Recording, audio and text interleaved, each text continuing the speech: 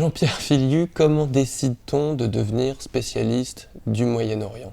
On ne le décide pas, en tout cas dans mon cas, c'était absolument pas un choix conscient. Ça a été une évolution dans ma vie personnelle, intellectuelle et étudiante, vu que c'est à partir d'un mémoire de fin d'année de Sciences Po en 1981, consacré aux réfugiés palestiniens au Liban, que je me suis passionné pour cette région du monde.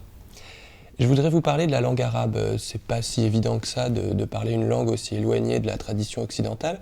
Quand est-ce que vous l'avez apprise et maîtrisée?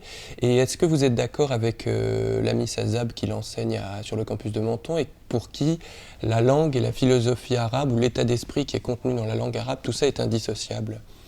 L'arabe est une langue de culture, donc l'arabe est une langue globale, une langue totale. Personnellement, je suis tombé dedans justement à l'occasion de ce travail de terrain pour Sciences Po. C'était à l'été 1980, je me rendais au Liban pour ce mémoire de diplôme et j'ai traversé en autostop la Syrie, qui était déjà traversée par un mouvement de contestation, et j'ai commencé à parler l'arabe avec les Arabes, donc avant même de l'étudier, ce qui est tout le contraire de ce qu'on conseille à nos étudiants aujourd'hui, mais ça m'a donné un rapport direct, un rapport, je dirais presque charnel avec cette langue arabe et avec les femmes et les hommes qui le parlent, qui me l'ont rendu profondément attachant. J'ai lu votre histoire de Gaza dans laquelle vous reprenez méticuleusement l'enchaînement des événements politiques, les forces politiques, les formations politiques, les leaders, leur progression et leur chute.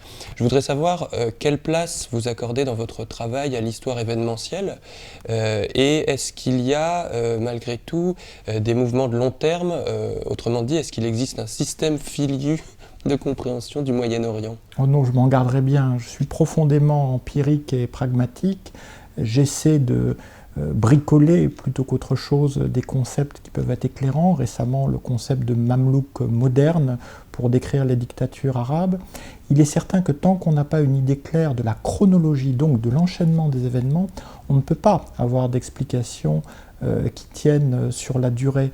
Et très souvent, ces chronologies sont à la fois touffues, mais quand on les met à plat, c'est-à-dire qu'on essaie de les détailler événement par événement, eh bien on voit des causalités qui permettent d'aller à l'encontre de beaucoup d'idées reçues.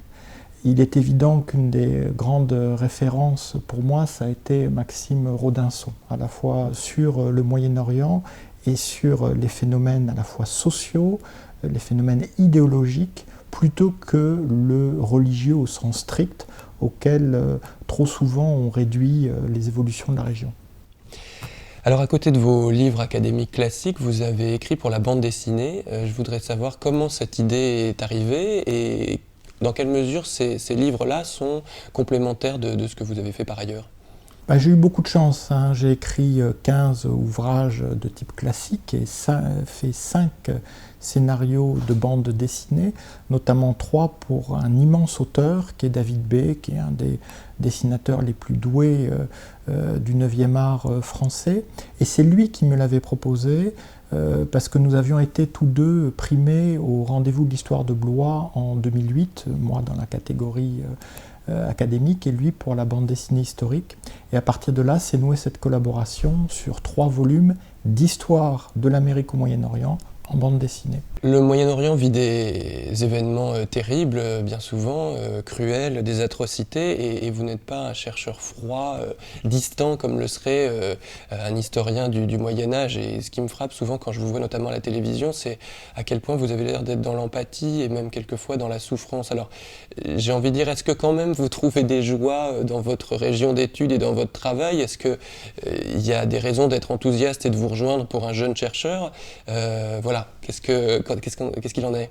C'est vrai qu'on aimerait de temps en temps avoir des bonnes nouvelles en provenance du Moyen-Orient, mais si je n'ai pas aussi souvent que je le souhaite des bonnes nouvelles politiques ou des bonnes nouvelles à l'échelle de la région, eh bien j'ai beaucoup de relations humaines très fortes dans cette partie du monde qui me nourrissent et qui, je sais, nourrissent souvent les démarches, les approches, les projets de mes étudiantes et de mes étudiants. Je suis évidemment très heureux de voir qu'il y a toujours un tel engouement pour ces études moyen-orientales, malgré caractère pour le moins obscur de l'horizon qui s'y déploie.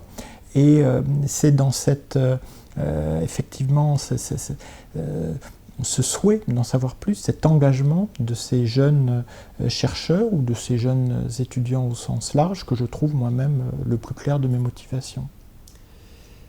Dernière question, j'ai découvert que vous aviez consacré un livre à Jimi Hendrix. Est-ce qu'on a failli avoir en vous un historien de la musique et non pas le spécialiste du Moyen-Orient que vous êtes finalement devenu? Et qu'est-ce que vous êtes allé chercher chez ce guitariste? Jimi Hendrix, je l'arbore volontiers. Voici d'ailleurs encore son effigie sur ma cravate. Jimi Hendrix m'a habité à peu près aussi longtemps que le Moyen-Orient. Je suis tombé dans Jimi Hendrix quand j'apprenais à connaître les Arabes et leur langue. Et pour moi, cette passion plus privée, mais que j'ai pu développer dans un livre où j'ai inséré un peu de ma discipline historique, eh bien, ça me permet de compléter une approche de la vie la plus diverse possible. Merci Jean-Pierre Féliu. Merci à vous. Sciences Po.